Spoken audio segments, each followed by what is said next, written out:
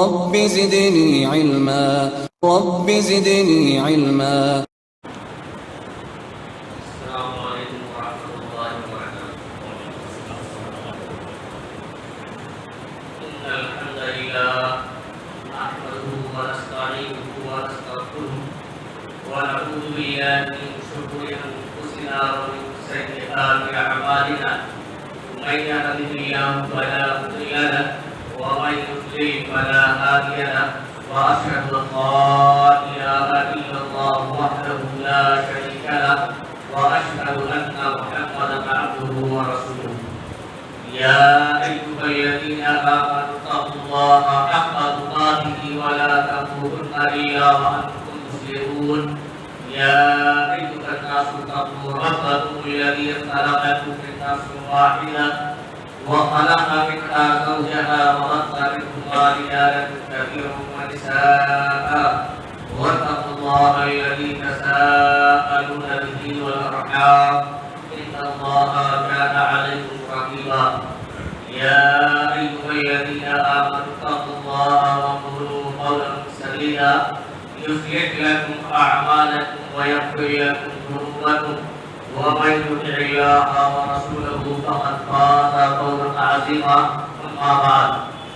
فإن خير الحديث كتاب الله وخير الهدي هدي محمد صلى الله عليه وسلم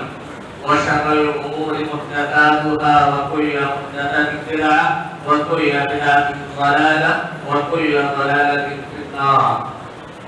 أعوذ بالله من الشيطان الرجيم. بسم الله الرحمن الرحيم.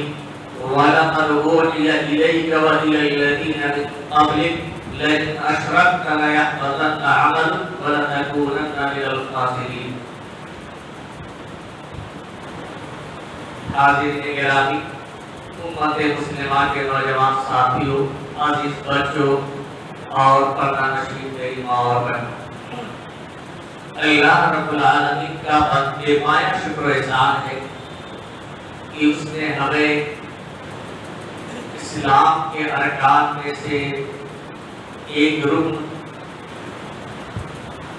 صوم کی ادائیگی کی توفیق عطا فرمائی اور اس کے ادائیگی کے بعد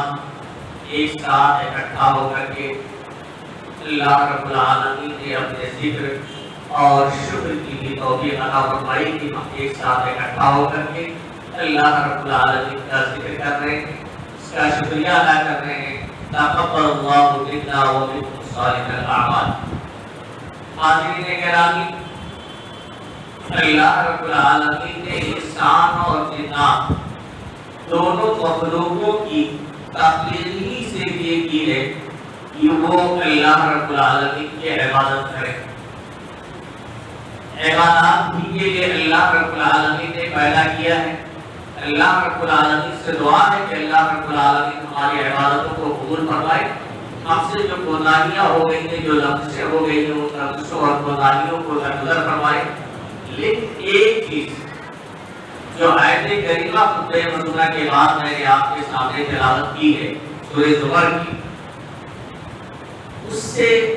بہت ہی واضح طور سے بات معلوم ہوتی ہے کہ اعمال چاہے جتنے اچھے کیوں نہ،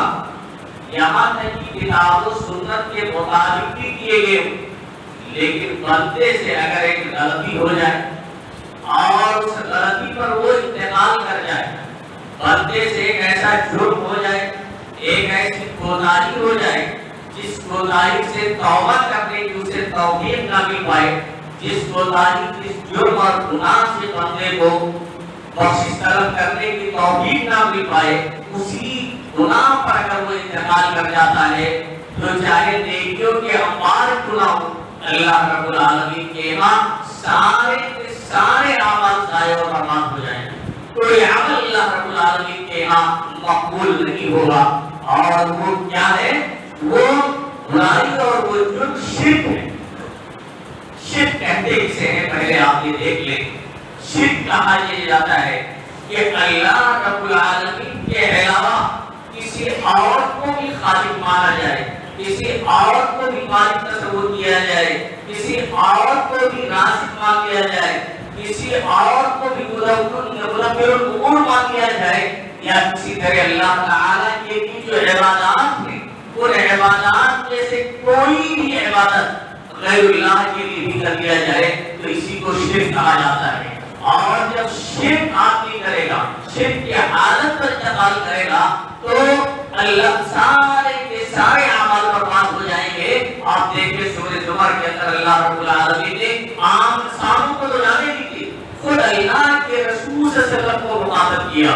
اور عام سے سب کو آگاہ کیا کہ وَلَقَدْ أُوحِيَ إِلَيْكَ وَإِلَى الَّذِينَ مِن قَبْلِكَ، کہ اے نبی آپ نے آپ کی طرف وحی کیا ہے اور آپ سے پہلے جتنے بھی انبیاء آئے ہیں، جتنے بھی پیغمبر آئے ہیں، صرف آپ ہی نہیں بلکہ جتنے انبیاء کرام، اور یہ بات معلوم ہے کہ کوئی بھی امت اور کوئی بھی گروہ یا کوئی بھی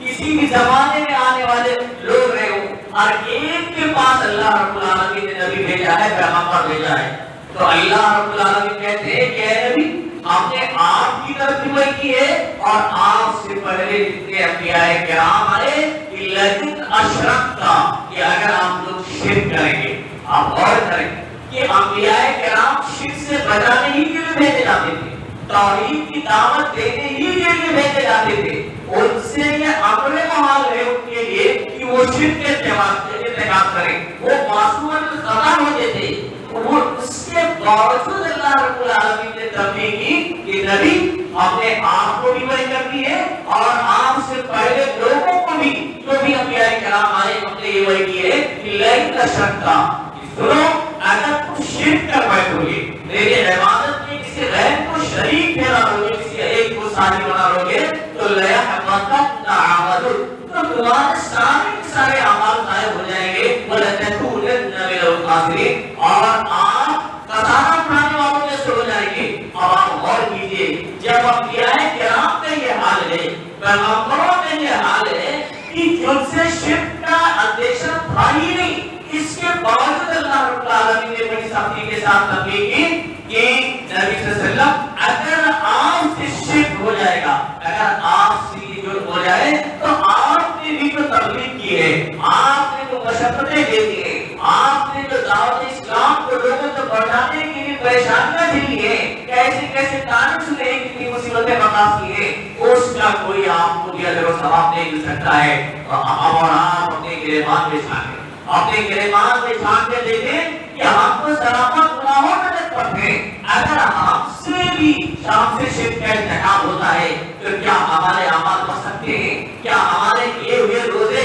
محفوظ رہ سکتے ہیں؟ کیا رات میں جو ہم نے قیام کیا ہے وہ اس قیام کو اجر و ثواب ہم کو مل سکتا ہے؟ جبکہ ہم نے اجر و ثواب کے لیے کیا، اللہ کو راضی کرنے کے لیے کیا ہے. لیکن اگر یہ گناہ ہو جائے گا اور اس گناہ میں کسی کو بات ہو جائے گی تو کوئی عمل اللہ رب العالمین کے ہاں مقبول نہیں ہو سکتا ہے. اور آپ جانیں کہ شرک ہی سب سے بڑا جرم ہے. حضرت لقمان علیہ السلام نے اپنے بیٹے کو نصیحت کر کے کہا تھا، یا بنیا، اے میرے پیارے بیٹے، لا تشرک باللہ، اللہ کے ساتھ کبھی شریک نہیں ٹھہرانا. ان الشرک لظلم عظیم، کیونکہ شرک سب سے بڑا ظلم ہے. بلکہ ایک حدیث قدسی ہے جس میں اللہ رب العالمین اپنے بندے سے یہ کہتا ہے، یا ابن آدم، اے آدم کی اولاد، اے لوگوں، اے انسانوں، لو اتیتنی بقراب الارض خطایا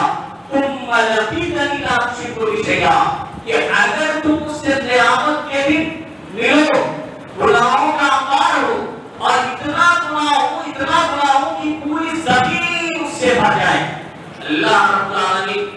کیا کہتا اپنے بندے سے کہ اتنا گناہ آپ لے کر کے آئے کہ پورے گناہوں سے پوری زمین بھر نہیں ہو، لیکن تمہارے اندر ان جرائم میں، ان گناہوں میں گناہ مجھے اگر نظر نہیں آئے گا، تم لقیتنی لا تشرک بی شیئا،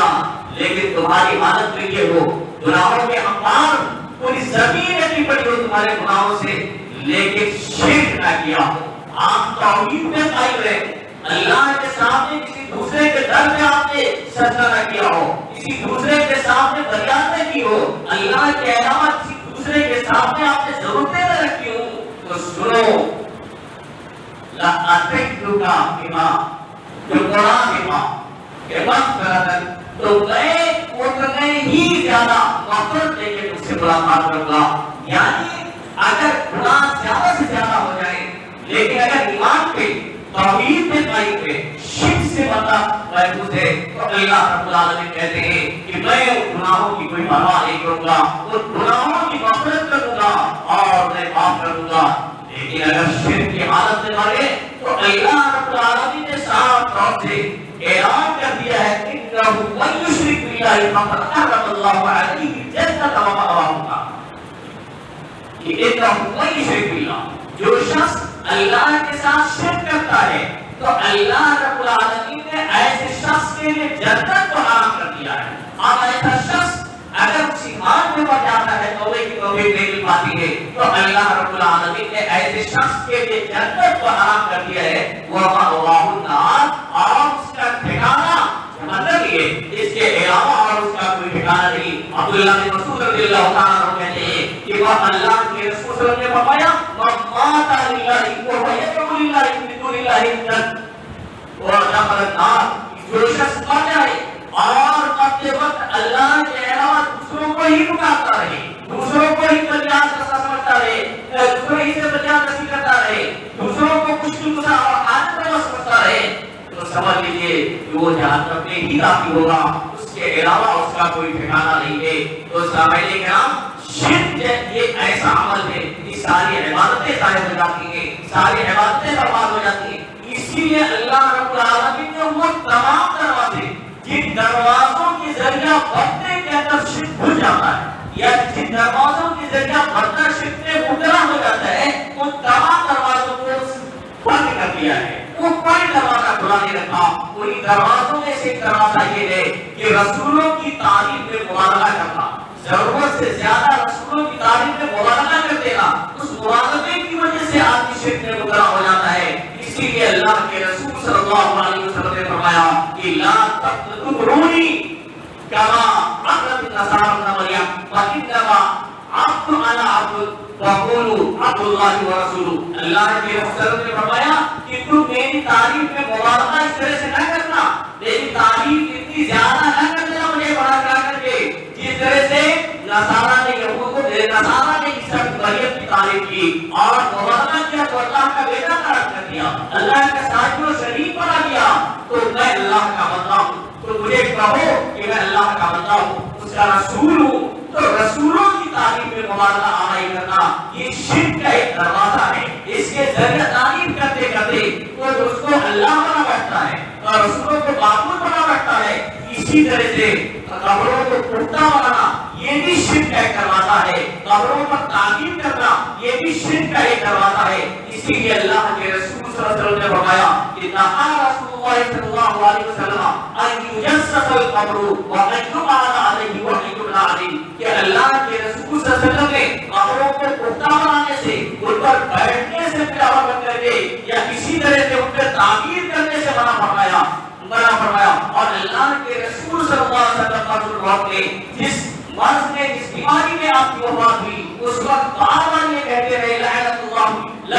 علی الیہود والنصارى, یہود و نصارہ پر اللہ کی لعنت ہو, اتخذوا قبور انبیائہم مساجدا, انہوں نے اپنے انبیاء کرام کی قبروں کو مساجد بنا لیا, یعنی وہاں جا کر کے وہ اعمال کرنے لگے جو مساجد میں اعمال کیے جاتے ہیں. اور آپ نے یہ بھی فرمایا تھا اللہم لا تجعل قبری وطنا یعبد, اے الہ میری قبر کو بت نہ بنانا جس کی عبادت کی جائے. آپ غور کر سکتے ہیں کہ جب نبی صلی اللہ علیہ وسلم کی قبر کا یہ حال ہے کہ وہاں جا کے اگر سجدہ کر لیا جائے, وہاں جا کے آپ سے فریاد کر لی جائے, آپ کی قبر کا تمام کر دیا جائے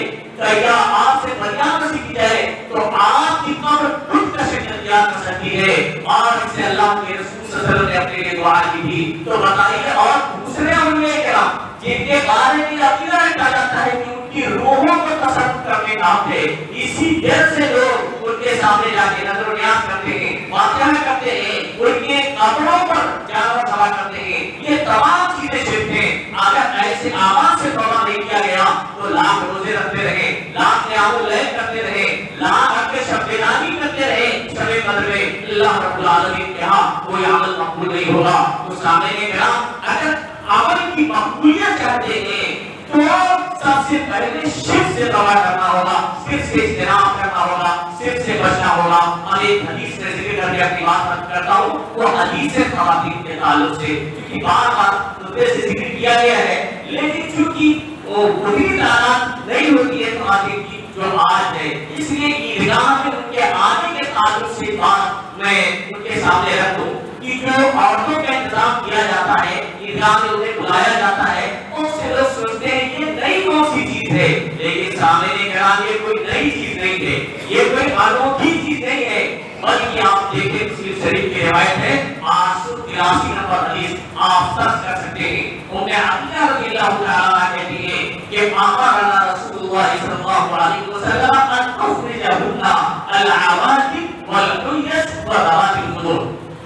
کہ اللہ کے رسول صلی اللہ علیہ وسلم نے ہمیں یہ حکم دیا کہ ہم عورتوں کو کہا جاتا ہے عیدگاہ میں جائے عید الفطر والاضحیٰ کے بعد ہے کہ عید الفطر اور عید الاضحیٰ میں عورتوں کو لے جائیں، اور انہوں نے باقاعدہ ذکر کیا کون کون ہے، العواتق وہ لڑکیاں جو قریب البلوغ ہیں، جو بلوغت کے قریب کو پہنچتے ہیں، ان کو شکاؤ لڑکیوں کو لے جائیں، والحیض اب غور کیجیے کہ اللہ کے رسول نے فرمایا کہ کہتی ہے عطیہ رضی اللہ تعالیٰ عنہ کہ ایسا عورتوں کو جو نماز پڑھنے کی صلاحیت نہیں رکھتی ہے، نماز وہاں پہ نماز پڑھنا اس وقت کے لیے حرام ہے، بلکہ یہاں تک اللہ تعالیٰ نے معاف کر دیا ہے کہ اس کی قضا بھی نہیں کرنی ہے، اس کے باوجود بھی